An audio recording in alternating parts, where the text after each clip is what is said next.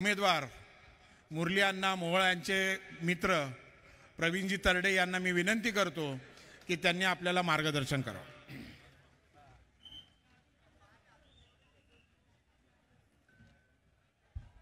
व्यासपीठावरील सर्वांना नमस्कार। आणि समोर उपस्थित असलेलं हे भगव्या रंगाची जी लाट आहे ती पाहून खूप मनापासून आनंद होतोय। माझ्याच वाट्याला आली ज्यांच्या वाणीवर सरस्वतीचं वरदान आहे त्या माणसासमोर आज बोलावं लागतंय। काही नाही, मी माझ्या मित्रासाठी इथं आलोय। मुरलीधर मोहोळ माझा मित्र आहे आणि एवढंच सांगेल की दोस्तीचा हा पॅटर्न आम्हाला सर्व दूर पोहोचवायचा आहे। सालस सज्जन आणि सुशिक्षित नेतृत्व आपल्याला मिळतंय।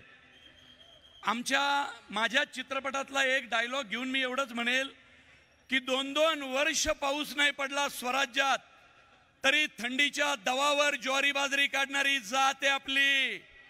परिस्थिती जेवढी बिकट हिंदू तेवढाच तिखट।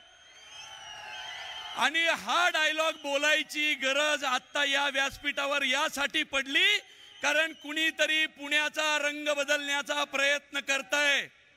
पण पुण्याचा रंग इतक्या सहजासहजी बदलू शकत नाही कारण इथं उपस्थित असलेल्या प्रत्येकाच्या बापजाद्यांनी या स्वराज्यासाठी या पुण्यात रक्त सांडलेलं आहे। काही उदाहरणं 2-3 दिवसापूर्वी पुण्यात घडली त्याच्यावर मान्यवर बोलतीलच, तेवढ्यासाठी हे उदाहरण दिलं। पण आज साहेब आलेत म्हणून एक गोष्ट बोलतो। माझा धर्मवीर चित्रपट गेल्या वेळी आला आणि त्याच्यातला एक राजसाहेबांचा सीन सिनेमात असलेला कट झाला।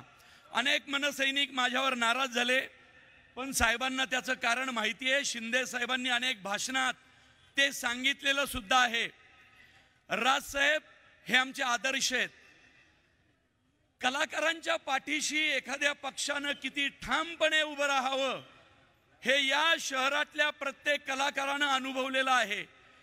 त्यामुळं मुरलीधर मोहोळचा मित्र, मुळशीचा सुपुत्र म्हणून मी तुम्हाला एवढंच आवाहन करतो की पुढचे काही वर्ष आपल्याला खंबीर नेतृत्व देईल असं नेतृत्व भारतीय जनता पार्टीनं पुणे शहराला दिलेलं आहे।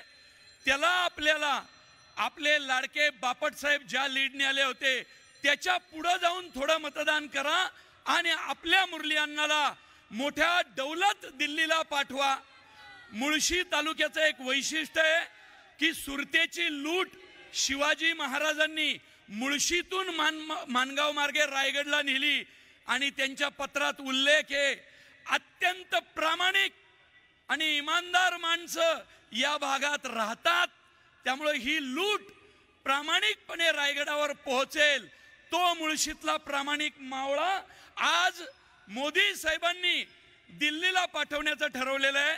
त्यामुळे हात जोडून विनंती, मुळशी तालुक्याचा हा प्रामाणिकपणा आपल्याला सर्व दूर न्यायचा आहे। फुटो हे मस्तक तुटो हे शरीर, हिंदुत्वाचा गजर सोडू नका रे, एवढीच विनंती मुरली अण्णाचा मित्र म्हणून करतो। जय हिंद, जय महाराष्ट्र।